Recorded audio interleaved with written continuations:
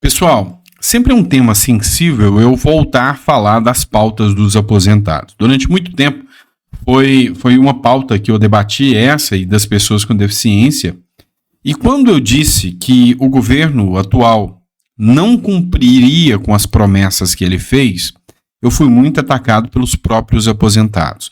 Quando eu disse, olha, o governo atual está prometendo mundos e fundos, e isso não vai acontecer.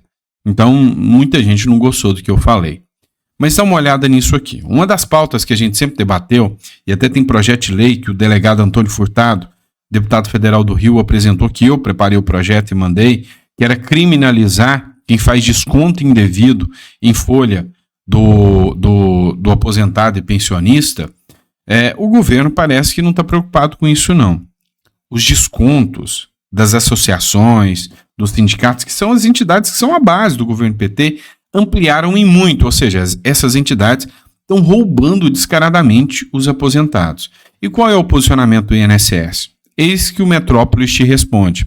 A direção do INSS tentou esconder farra dos descontos em aposentadorias. A diretoria de benefícios do INSS negou várias vezes acesso a dados sobre faturamento de entidades acusadas de descontos envolvidos dos aposentados. Os dados da arrecadação bilionária de entidades acusadas de praticar descontos indevidos de aposentados, revelados nesta quarta-feira pelo Metrópolis, teriam ficado em segredo se dependesse da cúpula do INSS, Instituto Nacional de Seguro Social, responsável por firmar acordos de cooperação técnicas com essas entidades. Resumindo, é uma verdadeira quadrilha que lucrou bilhões no ano de 2023, roubando os aposentados. Pois é, eu avisei, né? Criticaram, bateram em mim, mas faz parte do jogo, né? Cada um acredita naquilo que quer, mas tá aí a realidade dos fatos, tá? Vamos lá, outra matéria. Requerimento de seguro-desemprego é alarmante no primeiro bimestre de 2024, atingindo o maior índice em 9 anos. Acabaram de dizer que a renda do brasileiro aumentou muito, que muita gente saiu da pobreza e que o emprego está aumentando. Depois, soltam uma nota que o desemprego começa a aumentar. Mas a grande verdade, matéria do Politiza Paraná, os requerimentos do seguro-desemprego aumentaram nos 2 primeiros meses deste ano e atingiram o maior nível para o primeiro bimestre desde 2015. Ou seja, desde 2015 não tem tanto pedido de seguro-desemprego como agora. O povo está ficando desempregado. Segundo informações do Ministério do Trabalho e Emprego, entre janeiro e fevereiro foram registrados 1,2 milhão de pedidos em todo o país.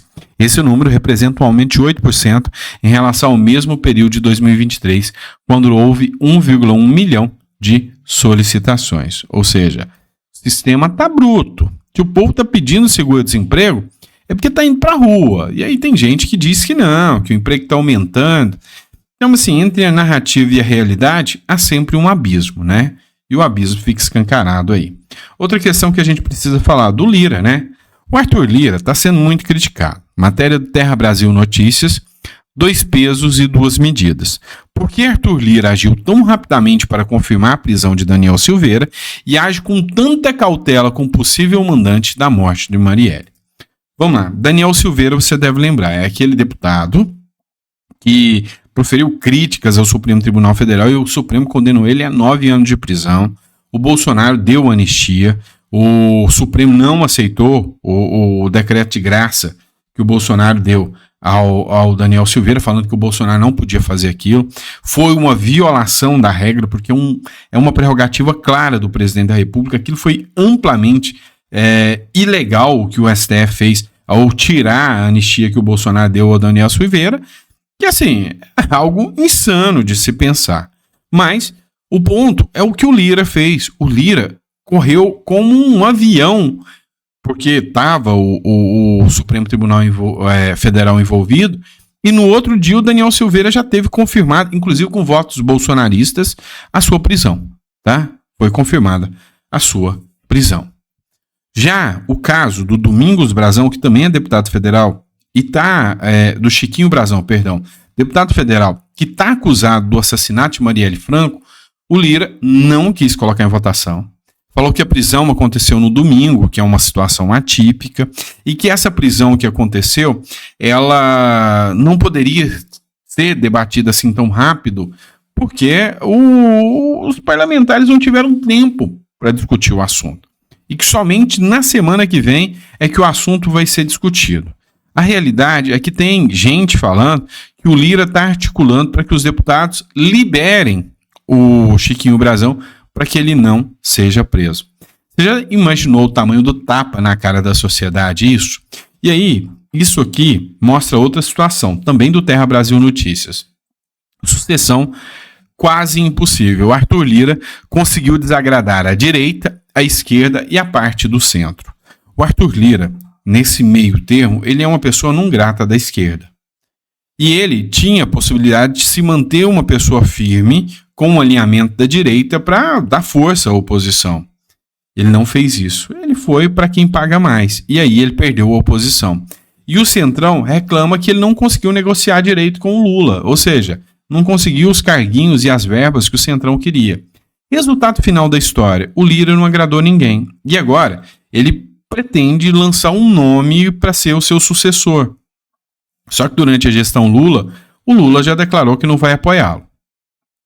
A direita já falou que não apoia o Lira de jeito nenhum. E aí sobrou uma ala do Centrão que é fisiológica, ou seja, vai onde o boi vai, a vaca vai onde o boi vai, né? E aí o Lira, não tendo nem a direita e nem a esquerda, sobra um Centrão miúdo, e o Centrão miúdo provavelmente vai se vender para quem pagar mais. Provavelmente o Lula vai conseguir colocar um candidato seu como representante da Câmara dos Deputados. E aí é que o bicho vai pegar, né? Vamos lá, bora falar de outro ponto aqui, né? O Ronaldo Caiado foi escolhido personalidade do agro nacional. E a gente vai abrir um adendo aqui para o Ronaldo Caiado, que vem já querendo crescer para as eleições de 2026. Goiás 365. O governador de Goiás, Ronaldo Caiado, foi eleito personalidade do agro nacional pelo Troféu Brasil Expo Direto nesse domingo. Na cidade de Carazinho, no Rio Grande do Sul, a premiação abre oficialmente a programação da Expo Direito Cortrijal, uma das maiores feiras de agronegócio do mundo. Pois é, nem o Eduardo Leite conseguiu, e aí estão batendo no Eduardo Leite, que tá numa situação péssima. Porque o Eduardo Leite, através de um decreto, ele aumentou o ICMS em vários insumos e vai aumentar a tributação sobre os gaúchos, que não estão nem um pouco satisfeitos com isso. E o agro não quis, hora nenhuma, dar qualquer premiação aí ao Eduardo Leite, e o Ronaldo Caiado levou essa como sendo a maior representação e o maior defensor do agro no Brasil, que é o Ronaldo Caiado. E o Caiado, graças a essa propulsão do agro, vem ganhando força. Caiado cresce e aparece em terceiro para presidente da República. A pesquisa do Instituto Paraná Pesquisas, divulgada nesta quinta-feira, aponta o crescimento do governador Ronaldo Caiado na intenção de voto para presidente da República nas eleições de 2026.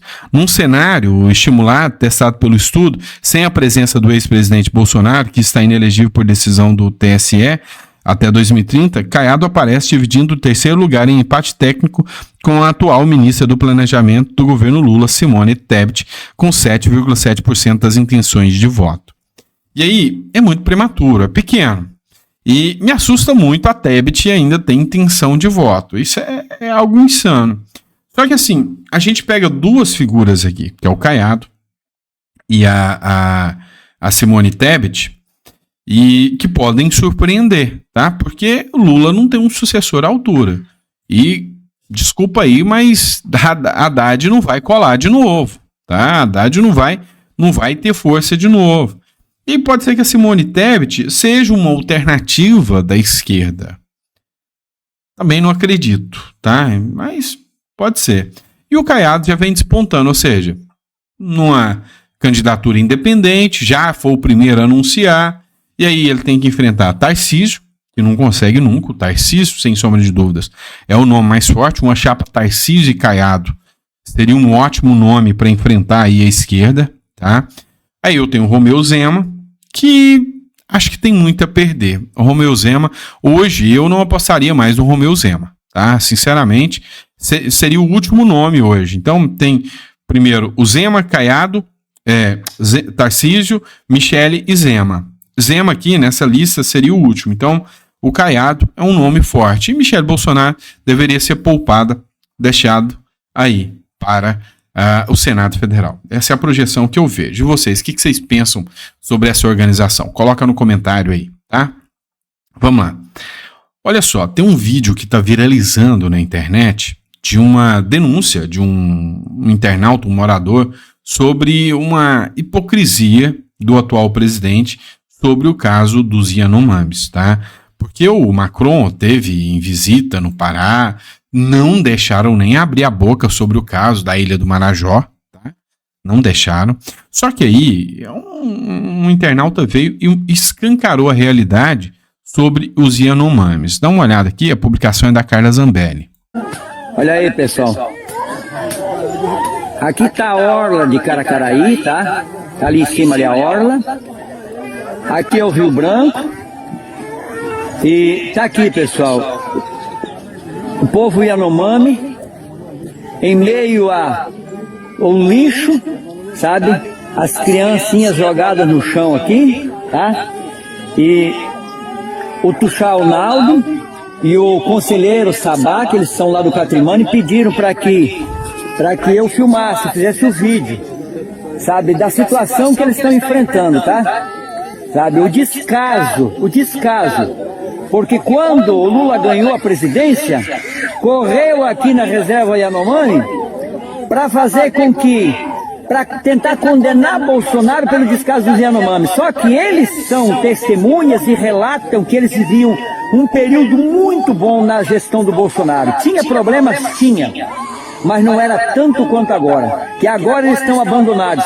Que eles não têm casa de apoio e que a FUNAI simplesmente não liga para eles. São relatos aqui do Tuxal Naldo e do conselheiro Sabá. Então eu estou mostrando aqui, pessoal, não é tendo glórias por um problema deles, é porque o Brasil precisa saber, viu, que o Lula faz tanta perseguição ao Bolsonaro e ao povo de direita e esquece de cuidar do povo brasileiro, principalmente do povo Yanomami, que estão aí, ó. Olha o sofrimento, pessoal. Deixa eu mostrar novamente aqui, ó. Olha aqui, ó. Olha aí o sofrimento aqui, ó. Isso aqui, esse aqui é o Tuxal Naldo. Faz um positivo para nós aí, Tuxal, por favor. Faz positivo aí, aí. Ele que pediu para que a gente fizesse o vídeo, né? Então, pessoal, eu queria pedir às autoridades que fizesse uma auditoria nas contas da FUNAI. A FUNAI precisa ser fiscalizada pelo Ministério Público Federal e pela Polícia Federal. Porque é injusto a FUNAI pegar tanto recurso, os caras viver um patrimônio tão grande, né? Caminhonetes de 300 mil reais, certo? Viu? Morarem em mansões e a comunidade Yanomami aqui, ó, o povo Yanomami ser cobaia de pilantras, de covardes, de bandidos. Para você que não sabe. Pois é, pessoal. Então, assim, a grande questão é que entre a narrativa, tá? Entre a narrativa e entre a realidade é um abismo gigantesco. E as pessoas já começaram a cair na realidade para observar, para ver o que realmente está acontecendo. Ou seja, falaram tanto da questão Yanomami, das queimadas, e olha o que está aí hoje, e você vê os artistas caladinhos. 14 bilhões para artistas. É o Brasil. É o Brasil. Fazer o quê, né? Abraço, pessoal. Fica com Deus. Vejo vocês no próximo editorial.